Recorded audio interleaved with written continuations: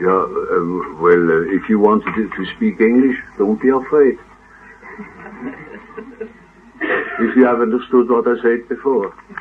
Otherwise, I am unable to tell the whole story once more in English. I only can tell you that Mr. Sarazzolo has asked the question about the shadow cast by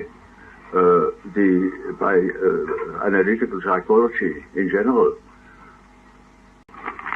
My view is that it casts a tremendous shadow, which you can see if you open your eyes. You can read it everywhere, but one could not construct a real, a valid shadow by the data given, the documentary data given by analytical psychology, because I simply don't know where the great holes are.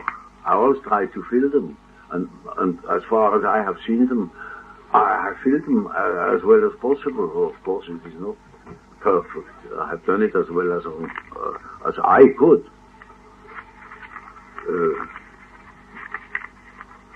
And it is up to the critics to do better. No question? All right, then we go on. Mrs. Heumann fragt, is the animus of a woman whose superior function is thinking in possession of her feelings and producing inferior value judgments, or is her superior thinking due to a developed animus while the eros principle remains unconscious and in the hands of the shadow? You see, when the animus of a woman whose superior function is thinking is in a normal condition, then there is no reason whatever why she shouldn't or couldn't be in possession of her feelings. When her thinking is proper, it will not interfere with feeling values, and so it will not stop a feeling development. On the contrary, it will lead to it. Because when you follow your intellectual development, you soon will come to a place where fate will show you that you can't get through with intellect alone, that you need feeling. You see, you cannot go on with intellectual development and not get into a collision with the feeling values. And your intellectual development would be badly at fault if you would neglect the values. Not that it didn't happen, that is just our trouble. We developed the intellect with no regard to feeling values. And then you simply get stupid, dumb, as intellectual people are who neglect feeling values. Nothing is more stultifying than the absence of feeling values. Now, it is true that when a woman has a superior thinking function, then she probably has developed her thinking through the critique of the animus. That would be necessary. No thinking can be developed under an animus, but because the animus is the contrary of thinking. You see, for instance, I criticize a woman, and then she said, "Oh, I thought," and that means she did not think.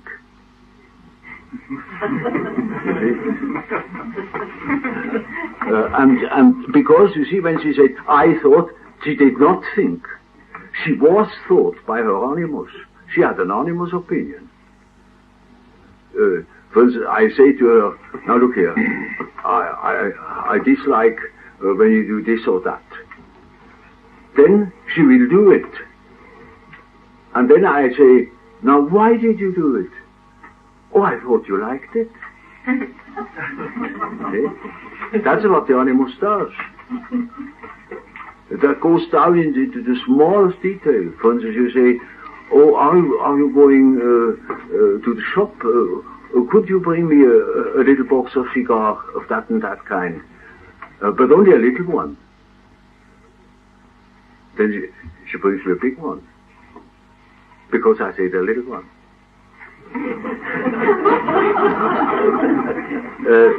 And then she said, oh, I thought, you know, just not. Now see, when she has a superior intellect, then she must have gone through a process of cleansing intellect, because animus is absolutely prohibitive. It is just not mind. It is anything else, but just not mind. It's the contrary of a real intellect. But you see, if on the other hand her superior thinking is a superior animus, then her real intellect is inferior. And what she has, or what appears to be an intellect, and is nothing but her animus, then she possesses no intellect. She can be behind the screen, the animus screen, as stupid as you want. And so she is. I shall never forget, I was once at a diplomatic dinner, and my lady I was afflicted with was the sister of a very famous man, and she was apparently the big thing, the big mind, you know, and she had very intellectual circle. On the moment we sat down, for 1.5 hours, she absolutely swamped me with philosophy and God knows what. I had no chance to fit in one single word. Then suddenly she stopped, feeling that now I must be flawed, and said, but I always talk, what are your views with reference to this or that highly abstruse philosophical subjects? I said, you know, I would be very interested to know what you think about these things. But now I have swamped you with my ideas. I said, no, madam, you haven't.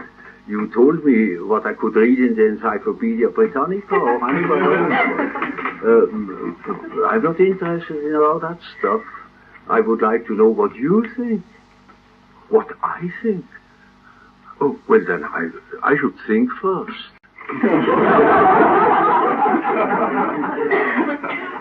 Well, the result was that the next day she called me up and wanted to see me privately for a consultation. She had discovered that she never has thought the slightest thing in the world. That is a superior animus. But everybody swears she's the most intelligent, extraordinarily educated person. She only talks drivel, intellectual drivel. She knows nothing. She has acquired nothing. It's all talk. That is a superior intellect.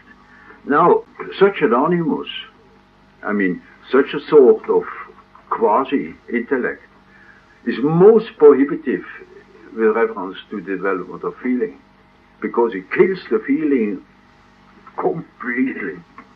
Not only the feeling of her public, but also her own feeling. Her own feeling remains very primitive and helpless, lame, ridiculous, childish, egotistical. Her feeling is simply impossible. And she also is unable to establish a feeling rapport, because your feeling is killed from the start. Because even a woman begins to talk such drivel, a man with a trace of intelligence simply drifts off, he falls asleep. As a matter of fact, I had the greatest trouble not to fall asleep. And the only thing that kept me alive was eating and drinking.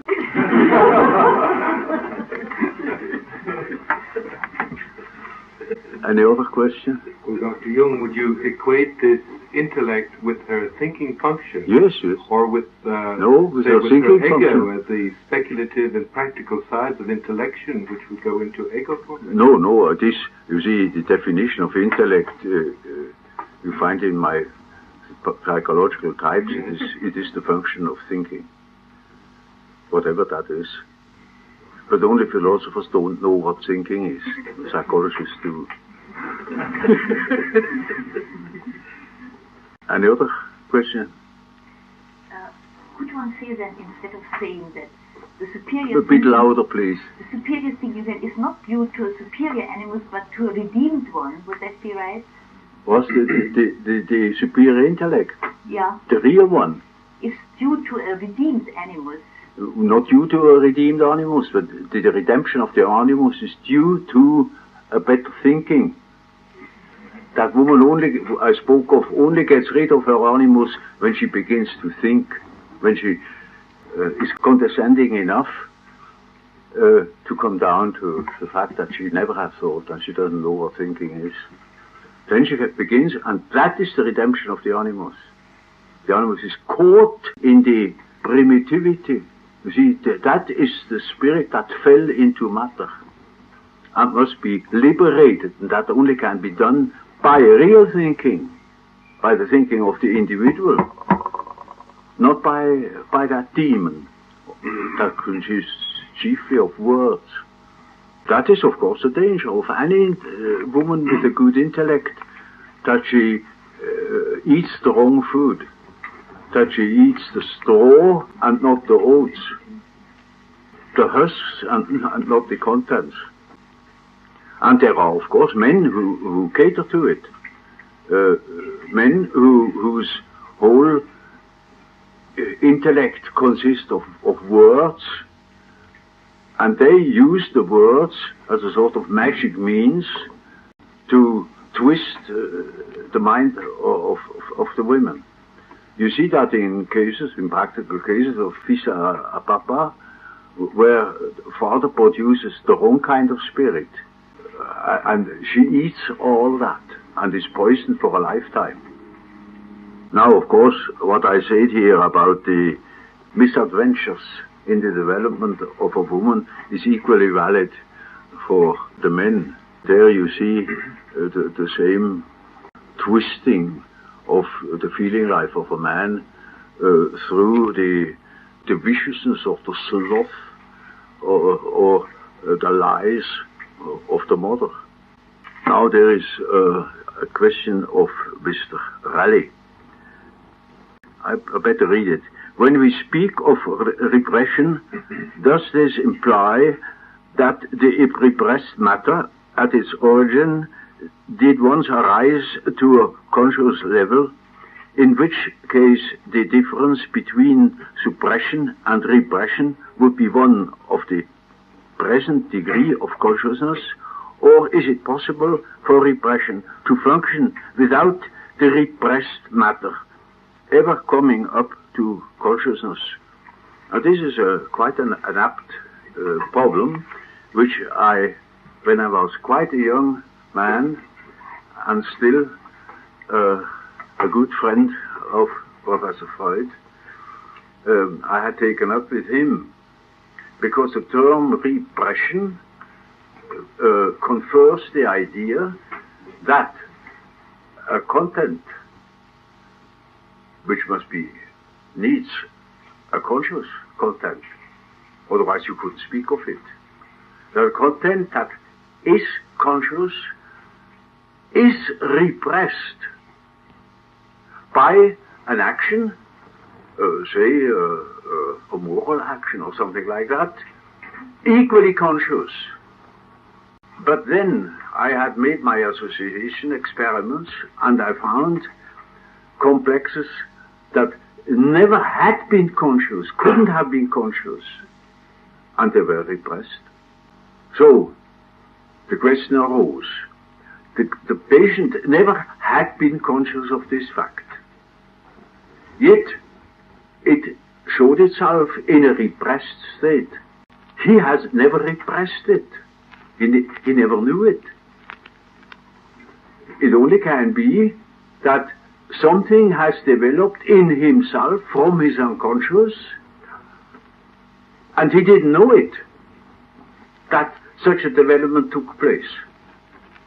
It is all quite naturally in an unconscious state. Still, it is subliminal. It hasn't reached the surface yet.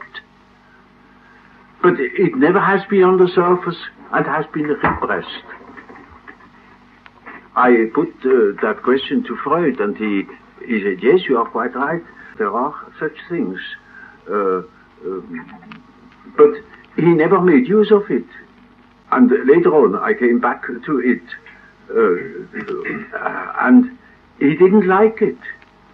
Because that was a case where the theory of repression was inapplicable. It is awkward, yes, when one has such a nice theory of repression that applies in most cases, and certainly you have a case where it doesn't apply. That is, for explorer, a most lamentable fact that he has built up a nice conception of something, and he has all the legitimations for it, and suddenly discovers that it doesn't apply in every case where it should. Of course one dislikes it, but I always felt a sort of defeat when it happened to me that there is a world perhaps of experiences that don't enter that concept which was meant to catch them. I can well remember the time when I was working over the types. I first thought only of thinking and feeling types.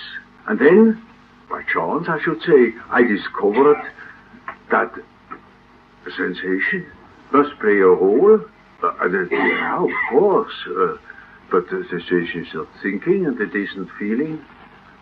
So we have three functions, you see. Now, I had to say, we have not two functions. We have extroverts, introverts. Now, that's very nice. And then feeling is extrovert and thinking is introvert. That's absolutely pat, you know. And then along comes that little hell of sensation and overthrows my whole apple cart. Naturally, I hate it. I would have hated it all the more if a young person would have told me, but don't you overlook sensation. Of course, I would have hated it. That's hellishly awkward, you know, because every man who is doing research work is vain with reference to his work. That is you see, it's terribly vain that he has such a nice mistress or something like that, or he's like a nice hat, or he has written a book, and a nice book, you know, and so we cannot go back on it. And if anything happens that shows that it is not so marvelous after all, that's hateful. So naturally, I was particularly careful to examine whether sensation is really legitimate to be a function. Nowadays, I should say, it's perfectly ridiculous to make any bones about it. Of course, it's a function. And then, mind you, I didn't know of intuition. That was the worst. Because it is, of course, also the most difficult, because it has really no proper legitimation. It is not rational. It is rational to think, or that means to want to know what a thing is. It is also quite rational to know or to learn what that thing is worth to you. It is also, after all, quite rational to state that a thing exists, which is sensation. And now what? There's nothing beyond it. And so I said, we have three functions. And lo and behold, I had a patient, an intelligent lady, who was she was quite clever in certain ways. but highly neurotic. Once on a day she said to me, "Why don't you speak of intuition?" I said, what do you mean by intuition? That is no function. It was not in my three functions, you see. And what is intuition after all, you see? It's a hunch. There's nothing. How can you define an intuition? Intuition is something that drops into your mind. You're suddenly reminded of something, or you foresee a certain thing which you couldn't possibly foresee. That's most illegitimate, you see. Most illegitimate. How can you know something ahead? And nobody knows something ahead. It is just guesswork. An English professor who wrote a very scientific critique of Rein's ESP. He said, all those preconditions and or that ESP function, that's nothing but guessing. See, and he thought he had said a big word, nothing but guessing. And so I said, then, oh, that's nothing but, well, a lucky guess or so. This is no function. Until I picked up, but you see, it gave me quite a jolt, what that lady said. And then I began to pay attention. And then I began to study what intuition is, and then I discovered how that thing is done. And then I knew, she was an intuitive, of course. And I studied her very carefully, and when I saw a certain expression appearing on her face, I knew now she is intuiting. And that expression was that she had a sort of bland expression. One couldn't make out. She was simply staring at and through. And then I knew, now she's going to say something. And so it was. For instance, when you want to know what I mean by that peculiar look, look at the picture of Goethe by Stieler. There he got the intuitive eye. You see, for instance, I observed that case in all phases. I had at the same time a patient who was, I knew then, he was a sensation type, a very accurate and objective observer of the things as they are. Now, the two became acquainted, and he invited her occasionally for a little ride in a boat on the lake. And there they noticed these divers, these birds on the lake, and they began a game, namely to guess where the diver comes up again, and who is first to see him. And he lost all his bets. He was always ahead of him. So she, that was not aware of reality to an uncanny degree, saw always the bird first coming up. He lost all his bets. Because he did it in a legitimate way, as one observes. You just watch out, you look where the bird might come up. She did nothing of the kind. She didn't observe at all. She had it in her bones. Now explain that. And but I saw it is a function. It does exist, but it is something like ESP, and that is not allowed in decent society. So I'm up against it. That was my first defeat. There the great shadow began, because I admitted the existence of intuition, which is really an obscenity, because it cannot be, it shouldn't be. Somebody that does not observe observes better even than a trained observer, which is a fact. Yeah, I don't know how I got to this. How did I get to this argument about the I would like to go back to that because it was the question of repression. Yes. Suppression or repression, and how one would explain repression. How one would explain these contents which had never been conscious and yet were obviously repressed. Well, you see, when a thing was never conscious, then it cannot be a question of conscious suppression. The repression, as Freud seems to understand it, would be really a suppression, because there is a will to suppress. But you know, he is not quite clear about it. And as far as I remember our talks about it, I always had the impression as if he were meaning something he is not exactly doing, that it sort of happened to him. And that is, of course, the superego, of which there was no question in those days. That didn't exist then. So you see, his concept of repression always had a little bit of something involuntary. It just happened somehow.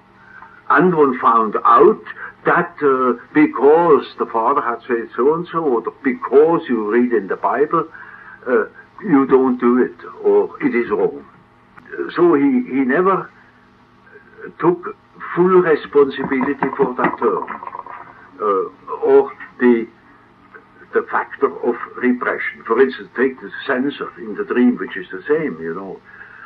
The censor happens in the dream, you know, it functions in the dream where one is not properly conscious, and one cannot say that you are the censor. The censor is, and causes that one doesn't dream something obscene or incompatible. I had that discussion too with Dr. Freud personally. I said, I admit, if you dream of a revolver, of a rifle, of a walking stick, of a church spire, this can be a phallic symbol. But when you dream of a real penis, what then? Then the censor hasn't functioned. You see? So the censor is an autonomous figure, a very mystical something. And later on it became obvious that it was the superego. But in those days I knew, I was with Freud, that concept didn't exist. And so his idea of repression remained a bit in the dark. But you know, when we speak of his theory, then I would rather use the word suppression. That I know this is wrong, therefore it must go. Or, as Nietzsche says, this is what I have done. I cannot have done it. I could not have done such a thing. Finally, memory fades out. That means it is no more. Now you see, that is how repression works. But this is, when you pull it out into the light, then you must say, well, for such and such reasons, I'm quite conscious of. I have taught the Decalogue, I had my education, and for those reasons, I exclude this thing. I let it drop over the table, or I stamp my foot upon it. It would be then a conscious affair. But over against these repressions, there are things that are definitely not repressed, because they are utterly unconscious. They begin to germinate in the unconscious. They reach a certain level in the unconscious, and suddenly they pop up. There it is. They never have been repressed because one didn't know them. If you assume that the repression works unconsciously, then you would be confronted with the fact that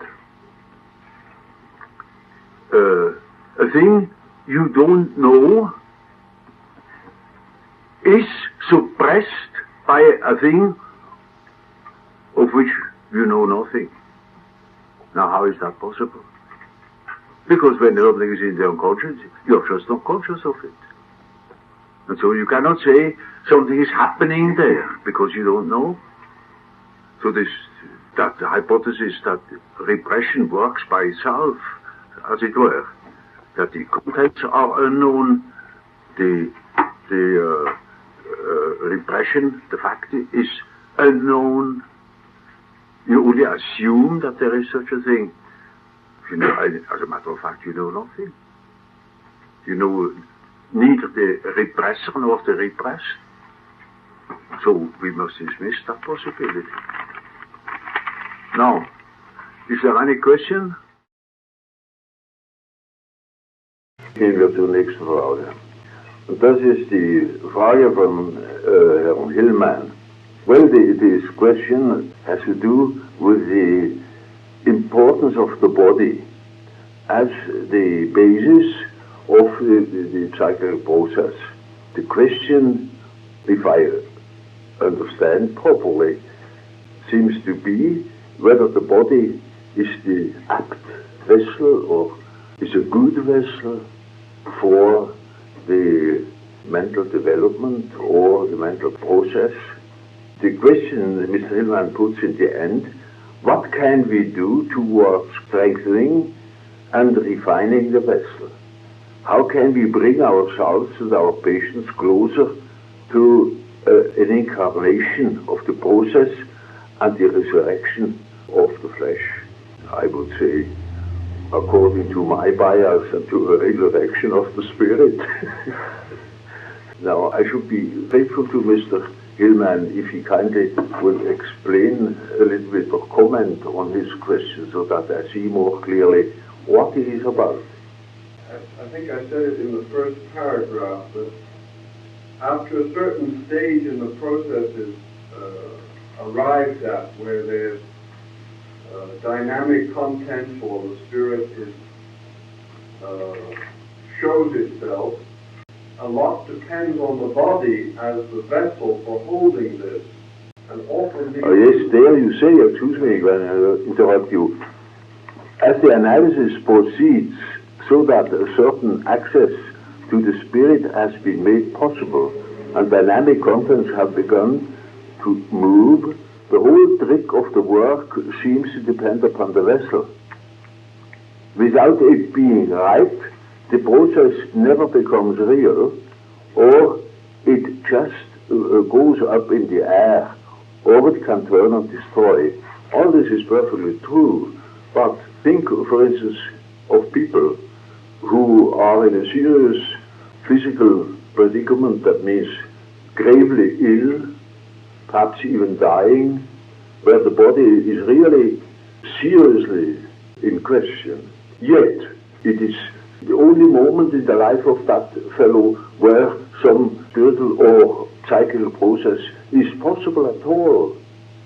And his body is not at all in a favorable condition. Quite on the contrary. See, certain people need, for instance, physiological illness in order to be able to understand something of psychology. Only when they are ill or in pain, then they are apt to understand some psychological connection or a psychological significance. As long as they are normal, they are as dull as stones. It's simply nothing will register. Sure enough, one always says in corpore sano mens sana, that the mind is sound in a sound body. Yes, that is a general truth. But don't forget the psychological device. Nothing is true And even that is not quite true. So you see, one can have a perfectly splendid mental or spiritual state even against the body. On the contrary, the one who is wounded can heal the wound. And the one who is handicapped by his body can develop arts and crafts or ideas which other people cannot do. So the general banal truth, which you can read in Reader's Digest, for instance, is that you must have a sane body and then everything is all right. Sure enough, that is generally true. But this sentence is so hellishly banal that it must be true when you turn it around. True, namely, you don't need a sane body in order to be mentally sane or advanced even. On the contrary. But there is also an attitude, you know, of unsoundness, namely neglecting the body, thinking derogatory things about the body. One shouldn't do such foolish things. One should give everything the due value. When you see an ass, a donkey, and you think, this is now this ass, this terribly stupid animal, you make a mistake. The ass is not a stupid animal. It is the same as if you were thinking of Mr. So-and-so with whom you have to do, and you think, of course, he is an ass. He is not an ass, necessarily. Or you think of him, he is a liar. He is not necessarily a liar. And if you think he is a liar and treat him as such, then you are the stupid ass and make a bad mistake because you cannot deal with him. And so when you think the wrong thing about anything, you are the idiot that turns something perfectly all right into a nonsense, into your projection. That same thing can be done with the body. For instance, there are plenty of people who, it is certainly called that they neglect their body. And that is naturally based upon a certain resistance against the body, or of even a philosophical or religious bias concerning the body. And then I interfere. I say, now, look here, you cannot neglect yourself like that. That shows that you have foolish resistances. And later on they will say they were ever so grateful to me that I mentioned this thing, because I kept it under the hat. Stefan Georg, he was such a fellow when he came to the hospital in Paul. He was just lousy with dirt. Incredible. Or Thomas Becket, the Archbishop of Canterbury, that was murdered. He was running with eczema all over the body, terribly dirty and neglected. That is, of course, a useless prejudice, and it is against instinct. Even here, one simply must have the right instinct. Of course, that's easily said, but most difficult to do. But as you feel with a patient, you get a certain notion, now that fellow goes wrong somewhere. So you can apply the same technique to yourself and realize that you eat too much or eat too little, or that you eat the wrong thing, that you are constipated and such things.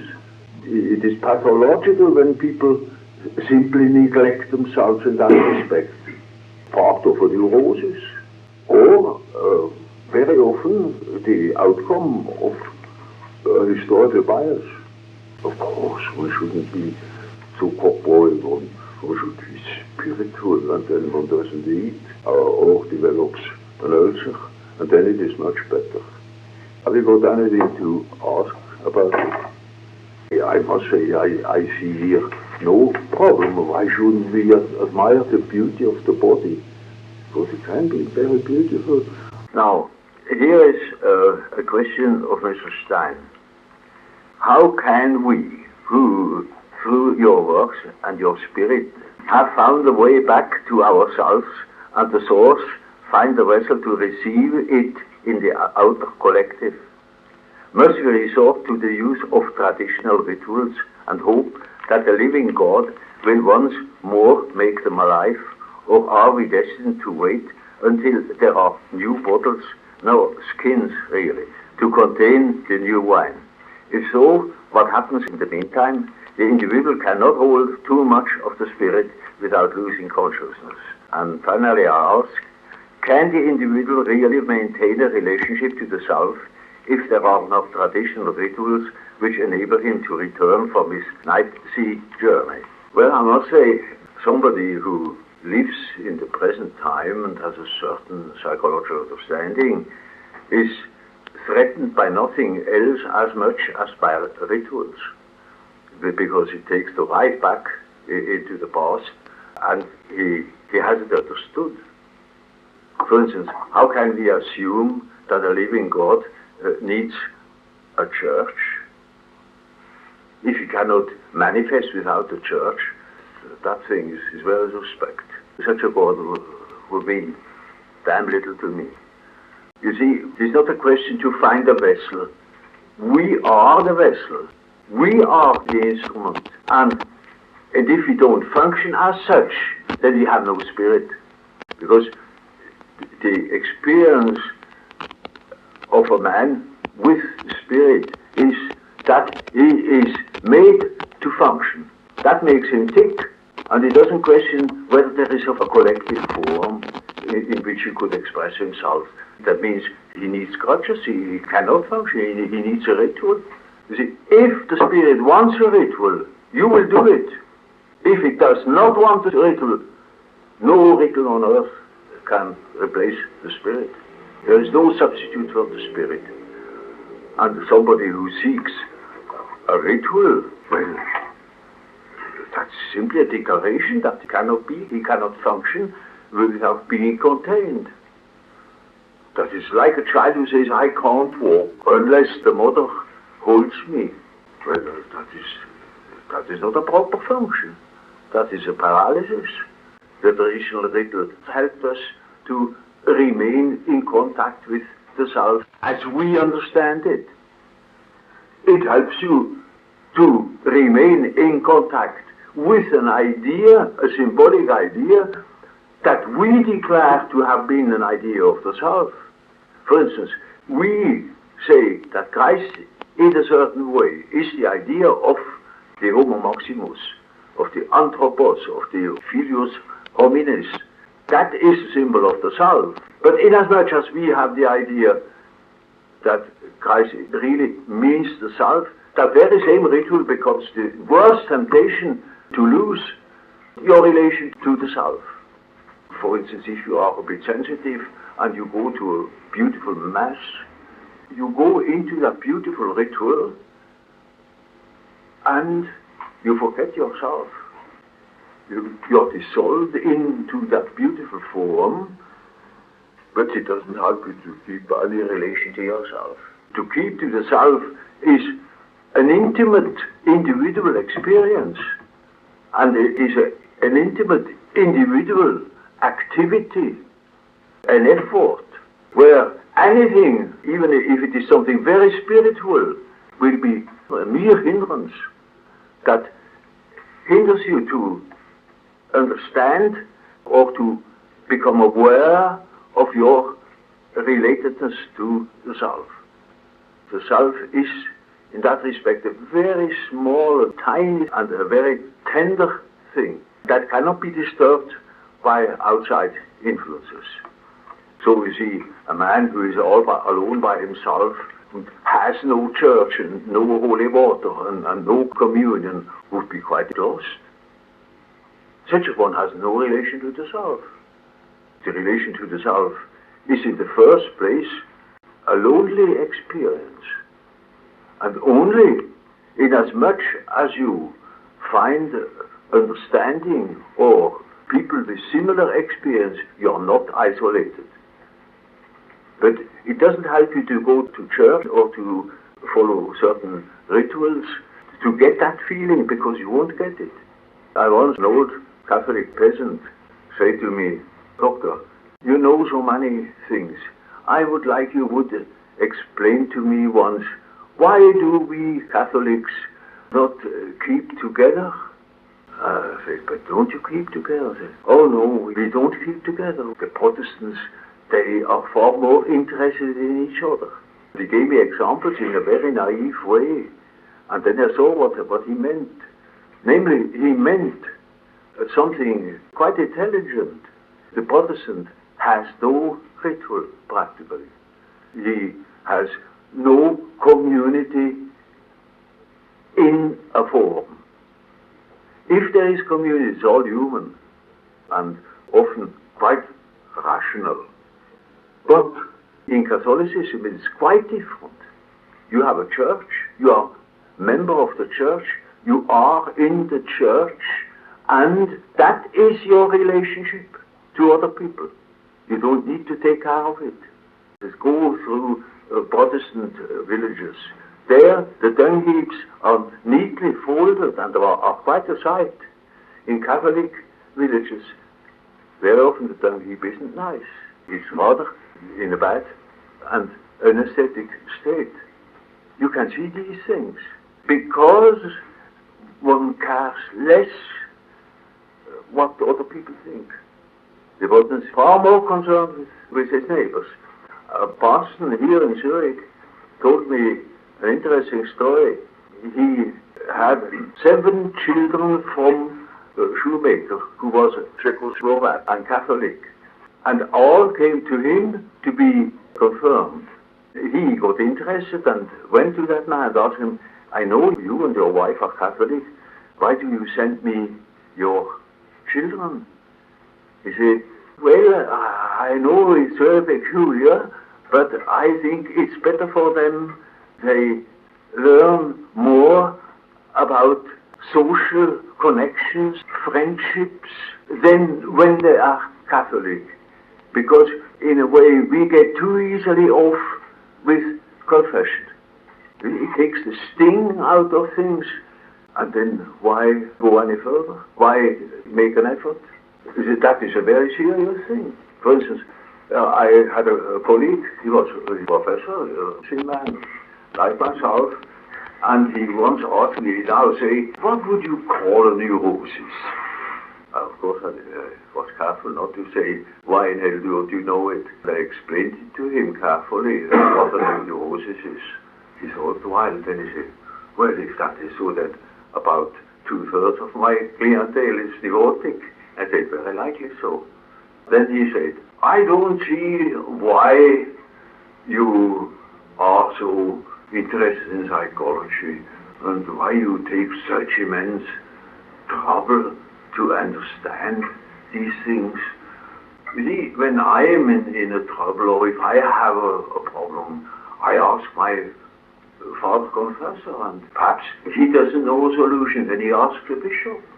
And if the bishop has no solution, he writes to Rome, and there since 2000 years the most intelligent people are sitting together and have worked out these problems long ago.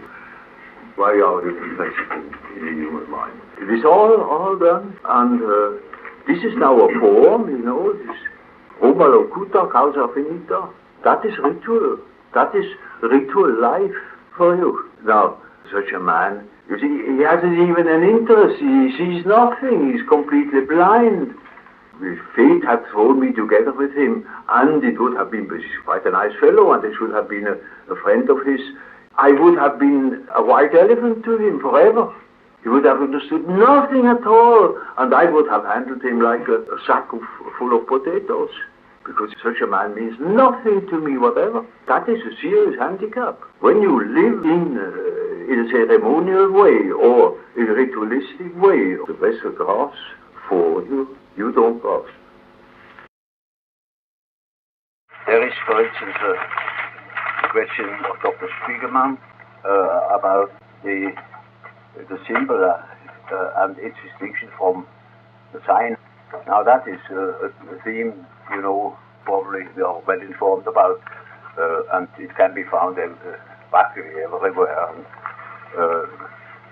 that's the elementary thing which doesn't need a special answer. On the other side, there is the question whether a main symbol that shapes your life is necessarily unconscious. That is not the case, not at all. It is not necessarily unconscious. It can be highly conscious. For instance, think of the Christian symbol or any other. The bringing up to consciousness of an unconscious symbol doesn't settle that symbol or empty it of its contents. On the contrary, it can stay on, of course, as long as it doesn't age. That means as long as it expresses the underlying constellation. When that changes in the course of time, perhaps in the course of a long time, then it ages, and then it doesn't express anymore, either totally or partially. Now, the ideas of synchronicity has nothing to do with projection, with psychological projection. Those two concepts are incommensurable. Now, you see, that leads us to questions that we are coming to now. Namely, the question, what is man to do with his passionate, primitive, chthonic animal nature? The chthonic passions have, in the Occidental world, become identified with evil, and the spiritual passions with good. Instead of denying them or transcending them, the psychologists may answer that we must accept the dark instinctual forces. We must incorporate them and stop projecting them. But what does acceptance mean, and how does it make it less destructive? This is a serious question, you know, and a very decisive question. A question most frequently completely misunderstood. There is no question whether this thing could be accepted or not. It cannot be accepted. That is just a trouble. It cannot be accepted. I mean, if you think of a very bad case of that sort, it's an impossible case.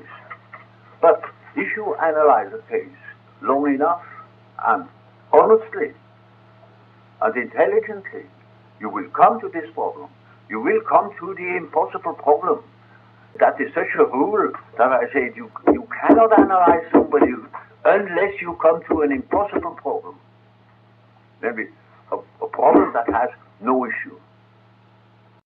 The classical case is one has repressed a lot of one's instinctual nature, and in analysis, of course, anybody can see how it dwells up. Now we have it on the desk before us, and now what are we going to do about it? As if we were going to do about it. Nobody can deal with it. Nobody knows how to deal with it. We are absolutely lost with that problem. That must be realized, first of all. Of course, the analyst says, now what do you do about it? I say, Madam, I'm sorry, I do nothing about it. I am not concerned with your damn instinctual nature. That is your business. I should say the same to a man. I don't know. I have no prescription. What shall it be in your case? Nobody can say that. Nobody knows. Of course, the analyst, for reasons of prestige, he feels as if he should say, now, you know, that's all eyewash. Oh, well, I have to be sublimated. Nobody knows how to sublimate such a thing. That's nonsense also. Now, what I say to such a person, that is,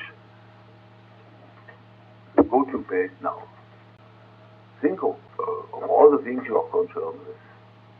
The unanswerable question. And see what you dream. I have no answer. Nobody has an answer.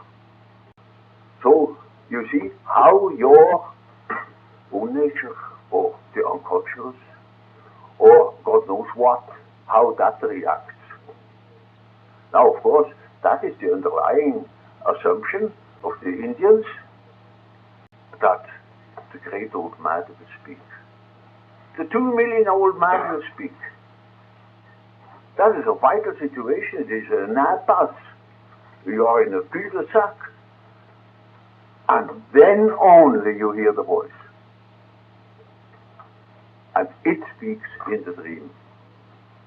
And that is the reason why we got to understand dreams. Otherwise we never get out of this impasse. Now you see, I piled a mountain of symbolism, and everybody swears about it. People think I want to prove my theory by finding out that symbolism.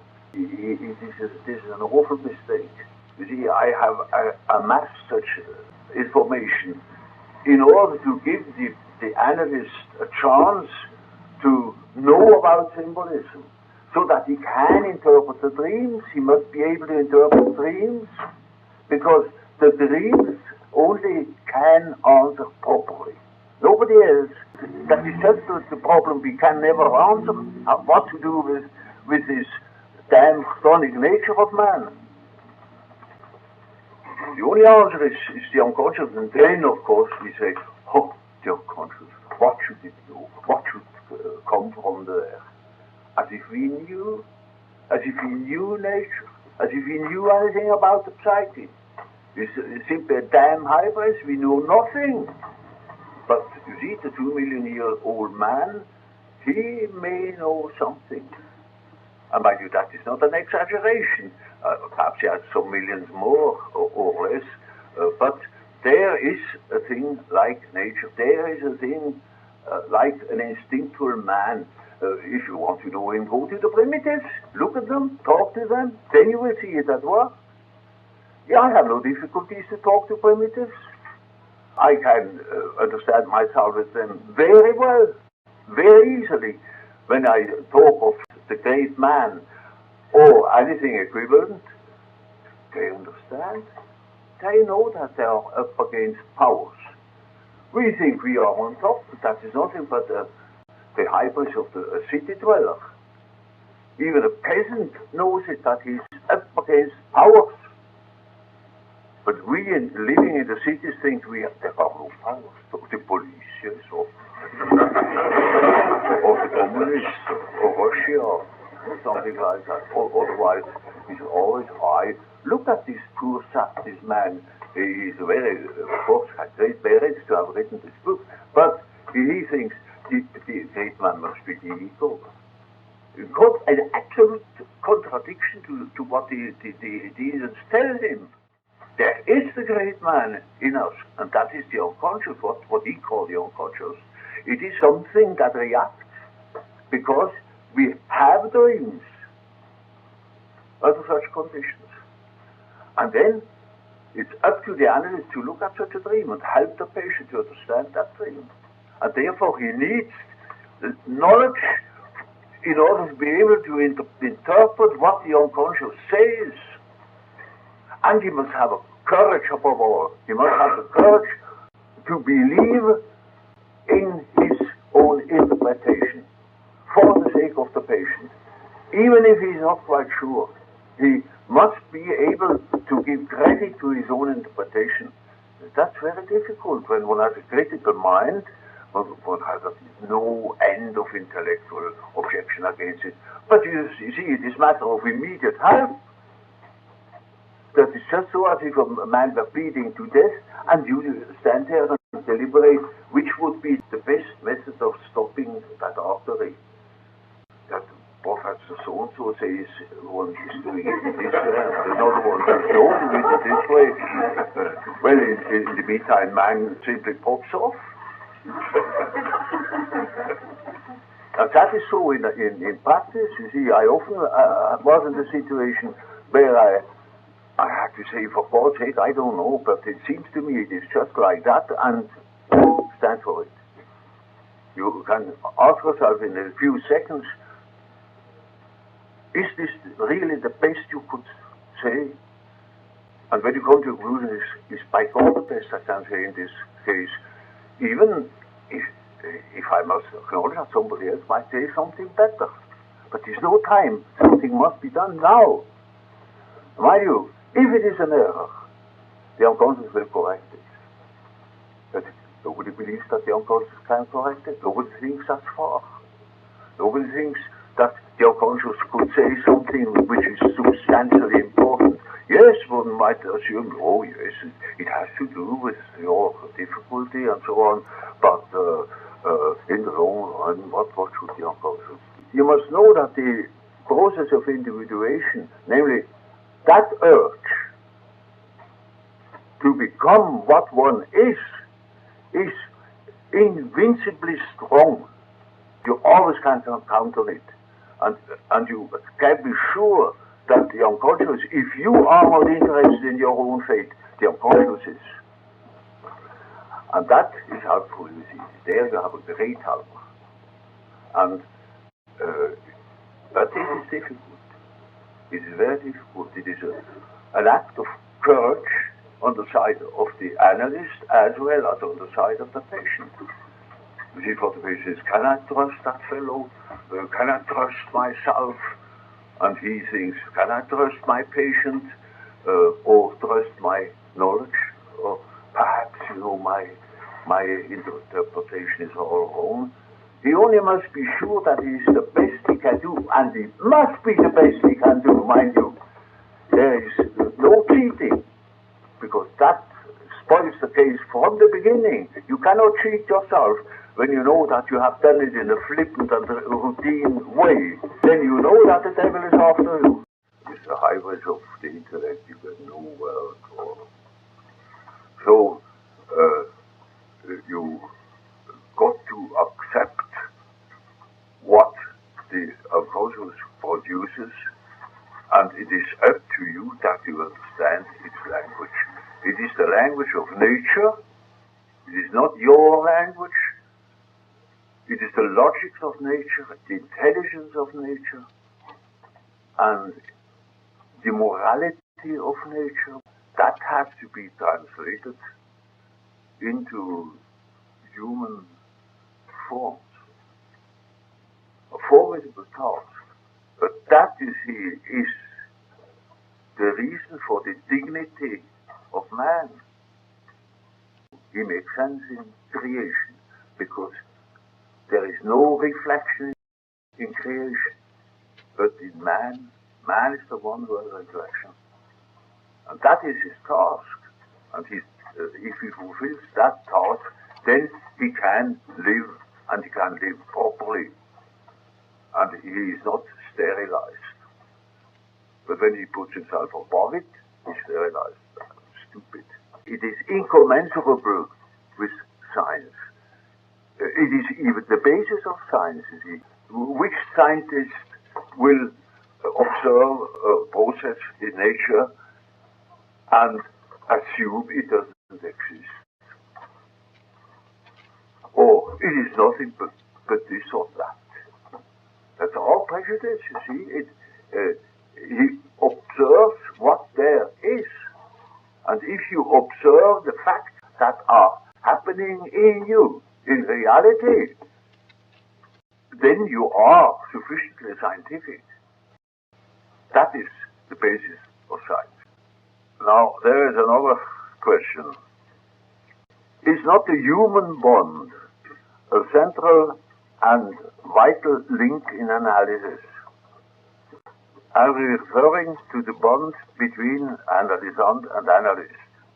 Now, I always held that the analyst is a human being, belonging to the species Homo sapiens. And so, I think a patient who thinks that his analyst is a transcendent monster and not a human thing is just a fool. But when the analyst assumes, he himself assumes that he is transcendent and a sort of, I don't know what, a ghost or an abstraction, then he is the greater fool. nobody gets out from under this fact that he's human, and he shouldn't be ashamed of it. That is our status. We are human. And so when I talk to another human being and I'm not human, that I'm abstract somewhere, well then I assume the role of God or I don't know what. Or I think the other is a mere toad. And that is also not true. So you see, if circumstances are true and natural, the analyst is a human being and the analysant is a human being.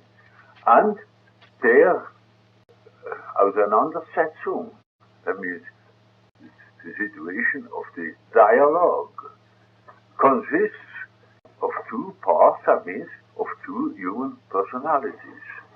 That is just so. Whether the one is lying on a couch and covered up to the neck, and the other sitting behind him, enveloped in clouds of cigar smoke. Both are belonging to the human species. One as well as the other can be absolutely dead sure from the beginning that each thinks on the principle the same. You see, when the patient thinks he's a nice man, then the analyst probably thinks, isn't she a nice woman? You see, or something like that. If the patient thinks he's a disagreeable phobia, well then probably he's a old damn old cat or something like that. So that is the basis. You see, a natural man, a sound man, starts from a natural basis, and then having an objective situation, is absolutely out of the question. That's perfectly ridiculous. It's quite impossible. Can any analyst in his good senses assume that when he thinks something evil about his patient, or when the patient is disgusting to him, that the patient doesn't feel it? Of course the patient smells it. And vice versa. The thing you are is so far more stronger than your feeble words. The patient is permeated by what you are, not by what you talk. He doesn't even listen to what you talk. You see, patients listen astonishingly little, and analysts all the more. But all the more they are permeated by the real being of the patient. And because they are analysts, they cannot admit it, usually because the analyst is an abstraction in the fourth heaven or something like that. It's all ridiculous. Childish, simply childish. It is much better you have a conscious conception of what you feel or what your inner thoughts are than that you listen. I had a patient who told me a continuous story with the greatest intensity, and she talked so much, it was of course an anonymous story, that for a moment I fell asleep. And then I said to her, did you notice? And she said, no, what? I said, well, I just fell asleep. Oh, did you? I wanted to say, non arrivé, whether I am asleep or not, she has Now you see, when people are natural, then they have a lot of information about other people, right away. It simplifies matters considerably, but it complicates matters in as much as each has unsolved problems. The analyst has certain unsolved problems because he is alive. He goes on living, and so he must have unsolved problems. Otherwise he's dead. Life is a problem every day. And so we are never finished until we are really finished. So you see, it is quite possible that one of those problems is touched upon it comes into the play, and most probably it does, and that explains, for instance, those cases, very frequent, but I would say it is the rule, that certain analysts get certain patients which form the particular emplastrum which they need. They get just that case which puts them up against themselves. Even if a case is not just likely to arouse a certain complex of the analyst, and which myself, of course, sure, of the shortest time, each puts his foot into it. That must be so. That is underlying human contact. And if you take it the right way, it is the most powerful means of analysis. But when you take it the wrong way, then it stops analysis. It blows up everything that has been constructed. So the analyst is bound to know about his own complexes, and he should be afraid of them, and should be able to admit that this is his prejudice, and also when the patient gets to it. So you see, from a certain degree on, I mean, when the patient has reached a reasonable amount of insight and a reasonable cooperation, then I do not hesitate to tell my patient, inform my patient when I dream of him. Because when I dream of him, he is problematic. He has touched upon something in myself where I am not the master. I am not on top of my own questions. I am under them. And so, you see, it may be that when I tell that story to the patient, yes, that's it. I have dreamt so and so, and he brings me a dream that elucidates my own problem. That means we have reached now a place where I might be profiting from that analysis, helped in my own problem, as I help the other. I call it paternoster work. You know what that is, a paternoster work? In the old mines, where they had no lifts yet, they had long ladders that moved over in this way. So you stepped on the one, and then when the other ladder came up, you stepped up on that, and then you stepped up on the other one. And so you got up very quickly on those two ladders that simply moved like this. That is a paternoster work. And so you see, one step ahead, the patient can be a step ahead for the others too. Because that is human intercourse. You cannot be with somebody without being completely permeated by that other person. But you don't notice it, you don't know it. But you will talk things that belongs into another psychology, not yours. And a certain atmosphere will take hold of you and will increase or decrease your own prejudices.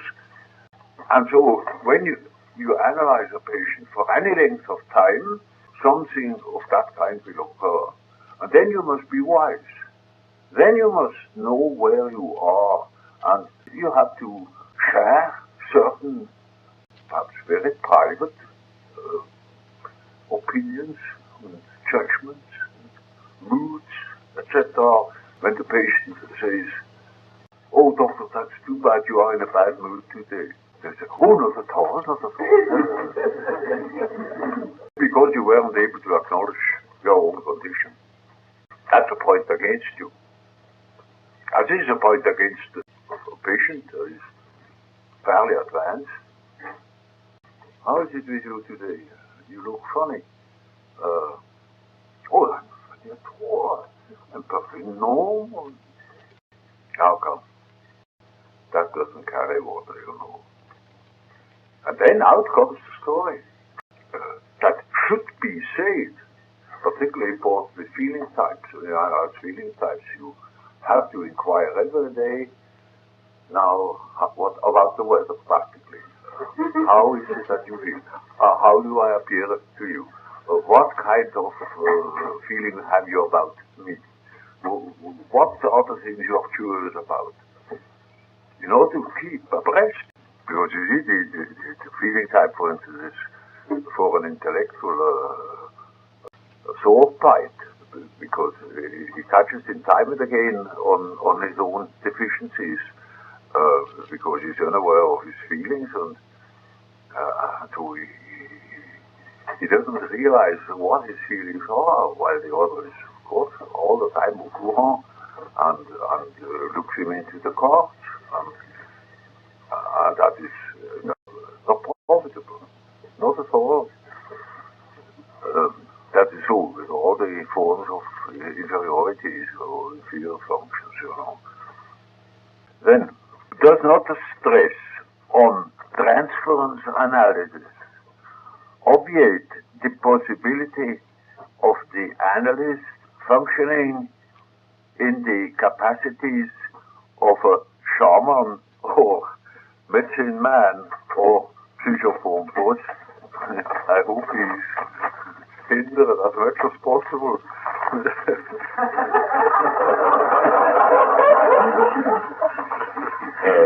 That is exactly why one has transference analysis.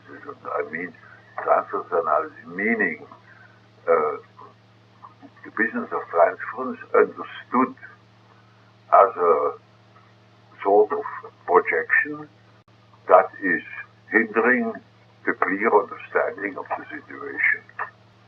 Now, one of the greatest hindrances to a clear understanding is the projection of the shaman, of the psychopompos, of the medicine man, the miracle doctor, of the great spirit, I don't know what, the savior. As soon as you are elevated to such a rank, you are made powerless, because then the patient, of course, naturally, and when the analyst is a fool, then he's completely blindfolded, and he's lost in a sea of mist. So whenever signs appear of such a archetypical projection, then that is a warning, then at once, for heaven's sake, do you think I'm a shaman or something like that? That must be discouraged as soon as possible, because it's an archetype, and then the archetype rules the whole situation. The analyst is in the role of the archetype. He is then practically shaman, and then he is just as unable to work miracles as a shaman in the rule is. He's absolutely hindered, and every progress of life is obviated completely. But when that thing is analyzed, I mean, the further complex, that is at the bottom of it, that raises the analyst to the role of a demigod. Of course, that must be analyzed. Of course, that must be reduced to human size. But there is still the human being. That is not the whole of transference. That would be simple, You could give it to the patient in the form of a printed form, and you sign that form. I declare I am no shaman, I am not God, I am not Christ, I am no Savior, I am not this nor that. And I hand it to the patient, he countersigns it, and then the operation is finished. But, the transference is a living thing. It may appear in the form of a father transference, of Christ transference, or anything of the sort. And that is a mistake. You see, it is a deviation which is not proceeding or produced by the bad will of the patient, but by his perplexity. He doesn't know what that other fellow is. Is he perhaps Jesus Christ, or is he the Buddha, or is he a shaman, or something like that? It's an unhappy word he uses for lack of the right word. He doesn't know what there is on the other side. If he were an Ascopy, he would say, oh, I know, that's his great man, or her great man. Then he would have the formula. Now I see, he is the great man. And am I not such a great man also? Is this perhaps a business between two great men? Not between Mr. So-and-so and Mr. So-and-so, or with so-and-so. The copy would have a great advantage. That is a mountain of work until people can see that. And how many of the analysts of today understand it? Very few, I tell you. But that is the point in analysis, you see, that first it seems to be, he's the good papa, or the bad papa, and then he's this and that and so on, a whole series of things. All those are attempts at qualifying the riddle, to see the enigma, and it is vital to the patient that he finds out about it. Because if he doesn't find out it with the analyst, he cannot find out himself. Because there is nobody else that would listen to him. So it must be the analyst, and the analyst must be able to answer these questions so that the patient can see what he or she is. You see, unless you can compare yourself with something, you cannot say, I am this and not that. So he must be able to say, I am this, but he only can say that when he knows what the that is. And therefore, that is the purpose of this form of transference. Then, let us assume we have come to the end of these perplexities, and there is still the question of transference. Still the same thing. And it has no name. This must be quite personal. And that is awkward, because both know it isn't. If they are honest, it isn't. It is something else. Everyone who is convinced that there is an unconscious, there is such a thing as archetypes, well, he is to be congratulated, because he knows what it is. He knows, here is an archetype in the play, and it is the great man, or whatever he calls the thing behind the scenes. And then he discovers that transference at bottom is by no means a personal fantasy that has to be reduced. You only lose an enormous value when you sit to personality, to individual personality. Namely, you use the connection with the collective unconscious, with the real source of life. So if you are wise, you must teach your patient about the double possibilities man has, namely to be entirely personal, which is in no way different from an animal, or that he assumes that there is something more than human personality, namely the great man or something of the sort, which is the prerogative of man. Then he can see the situation in other light. You only arrive at this insight by dream analysis and by the understanding of symbolism. That's the difficulty of it. There is only one question more, and that is about the very practical question of